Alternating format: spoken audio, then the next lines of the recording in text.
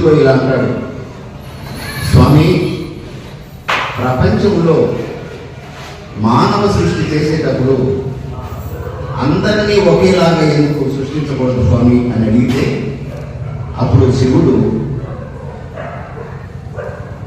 మనం సృష్టిని చేసేది మన బాధ్యత.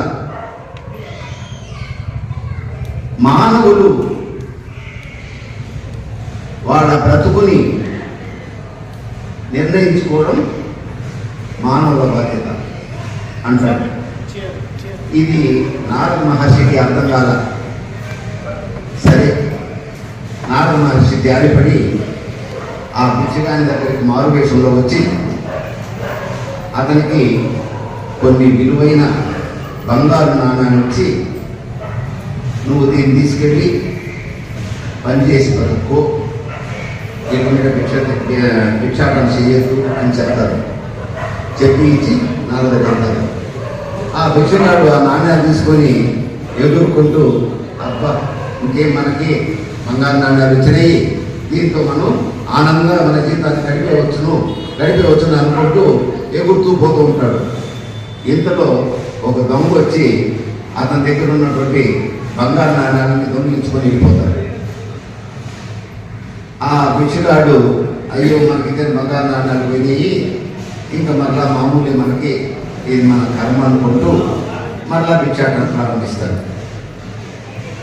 తర్వాత నారద మహర్షి మరుసటి రోజు వచ్చి, ఏమయ్యా, నీకు నేను బంగారు నాణ్యాలు ఇచ్చాను కదా, ఏంటి మళ్ళా నువ్వు భిక్షను తిరుగుతున్నావు అంటే, నా కర్మస్వామి, నేను మీరు ఇచ్చిన నాణ్యాలు తీసుకొని పోతుంటే దొంగ దొంగిలించుకొని వెళ్ళిపోయాడు అంటే, సరే అని మరలా ఒక విలువైన వజ్రాన్ని అతనికి ఇస్తే, దీన్ని తీసుకొని పోయి దీన్ని పెట్టుకొని దీంట్లో నువ్వు ఆనందంగా జీవితాన్ని గడిపించి దీనిలో వచ్చే ఆదాయం తీసుకొని చెప్పేసి చెప్తారు. సరే, ఆనందంగా ఆ విషయాలు దీన్ని మనం అమ్ముకొని దీంతో వచ్చే డబ్బులతో మనం జల్సాగా జీవిస్తాంలే అనేసి ఆ వజ్రాన్ని తీసుకొని పోయి ఇంట్లో పుట్టికి వేలాడుతున్న కుండలో పెడతారు. మీకు అందరికీ తెలుసు, పురాతన కాలంలో పల్లెల్లో అంతా కుండలు తీసుకొని ఉదయం లేస్తేనే కుండలు తీసుకెళ్ళి చెరువుకి వెళ్ళి తాగడానికి నీళ్ళు తెచ్చుకోవాలి. మన మాదిరి అప్పుడంతా కుళాయిలు, మున్సిపాలిటీలు ఇవన్నీ లేవు. సరే, యథావిధిగా ఆ ఇల్లాలు ఆ కుండ తీసుకొని చెరువుకి నీళ్ళకి వెళ్ళింది. అక్కడ నీళ్లు తీసుకునేటప్పుడు ఆ వజ్రం కాస్త దారి అడ్డంగా పడిపోతుంది. పొద్దున్న లేచి భిక్షగాడు వజ్రం చూస్తే లేదు. భార్యను తెచ్చి అడతాడు, ఏమైంది మరి, నేను వజ్రం పెట్టాను ఇక్కడ, ఏమైంది ఏది అని అడుగుతాడు. అయ్యో, నాకు తెలియదండి ఏమైందో, వజ్రాన్ని నేను అసలు చూడలేదు, మీరు ఎక్కడ పెట్టారు ఏమంటే, ఈ మాదిరి కుండలో పెట్టాను ఈ మాదిరి అంటే, నేను యథావిధిగా నేను నీళ్ళకి తీసుకొని పోయి వచ్చానంటే నేను చూడలేదు ఆ వజ్రాన్ని అంటాడు. తర్వాత ఇంకేం చేస్తాడు అతను, మనం బాగా కర్మ ఇది అనుకునేసి మళ్ళా భిక్షాటనకు బయలుదేరుతాడనమాట. ఇది చూసి నారదుడు శివునితో అడుగుతాడు, ఏం స్వామి, ఏంటి మీ లీల? నేను అతనికి విలువ గల బంగారు నాణ్యాలని వజ్రాన్ని ఇచ్చాను, అయినా అతన్ని దాన్ని దక్కించుకోలేకపోయాడు. అతని దరిద్రం మరలా వెంటాడుతూనే ఉంది, భిక్ష ఎత్తుకుంటున్నాడు, ఏం స్వామి అంటే, అప్పుడు మన శివుడు తనే స్వయంగా వెళ్ళి ఆ భిక్షగాడికి 2 వెండి నాణాలు ఇస్తాడు. ఈ చెరువులో పడింది కదా వజ్రం, దాన్ని ఒక చేప మింగేస్తాడు.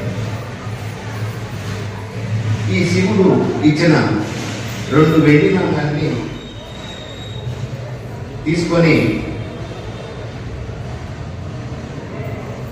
ఏ స్వామి ఇక్కడ సత్సంగం చేస్తాంటే నువ్వు పదం అంటే నిలిపేమంటావా?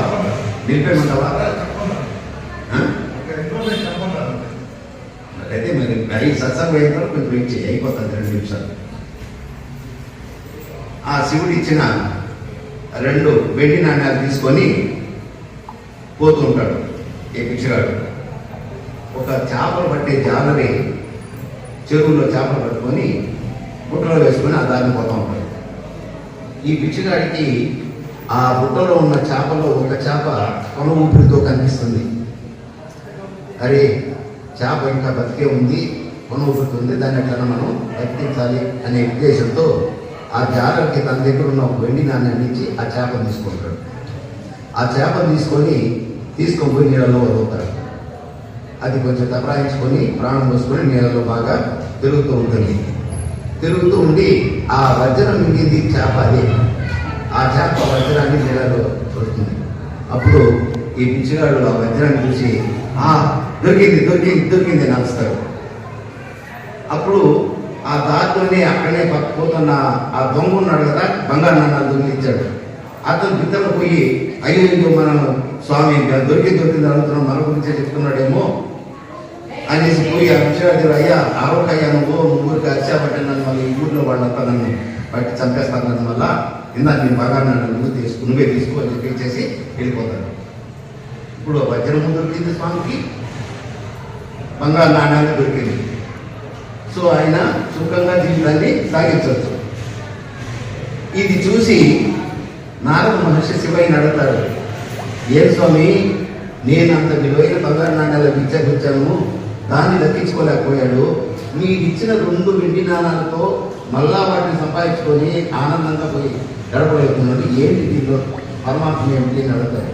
అప్పుడు అయ్యా నారద మహర్షి, నువ్వు ఇచ్చావు, విలువైన వాటిని ఇచ్చావు, కానీ వాటిని ఏం చేశాడు, అతను స్వార్థానికి ఉపయోగించుకునేదానికి ఆలోచించుకున్నాడు. దాన్ని అమ్ముకొని దాంతో మనం హాయిగా జలసాగా బతకచ్చుననే విధంగా స్వార్థానికి ఆలోచించాడు. అందువల్ల అది దక్కించుకోలేకపోయాడు. తరువాత నేను ఇచ్చిన వెండి నాణాలు విలువ తక్కువైనా దాన్ని పరులకు మేలు చేయాలని ఆలోచించాడు. ఎందుకు ఆ చేపను బతికించాలనే స్వార్థం లేకుండా ఆ చేపను బతికించాలని తన దగ్గర ఉన్నటువంటి వెండి నాణాన్ని ఆ చేపలు పట్టే జాలకి ఇచ్చి ఆ చేపను బతికించాడు. కాబట్టి అతనికి మళ్ళా ఆ మోక్షం వచ్చి అతను మళ్ళా రావాల్సిన పోయిన ఇవన్నీ సంపాదించుకొని హాయిగా ఆనందంగా జీవితాన్ని సాగించగలుగుతున్నాడు. అంటే ఏంటి, మానవుడు మనం జన్మనిచ్చిన తర్వాత పరులకు సహాయం చేయడానికి వీలైనంత వరకు మనం పరులకి ఇతరులకి ఎదుటి వారికి సహాయం చేయాలి. ఎదుటి వారికి సహాయం చేశామంటే దేవుడు మన మీద కరుణ ఉంచి మనకు మేలు చేస్తాడు, మనము ఆనందంగా బతుకుతాం.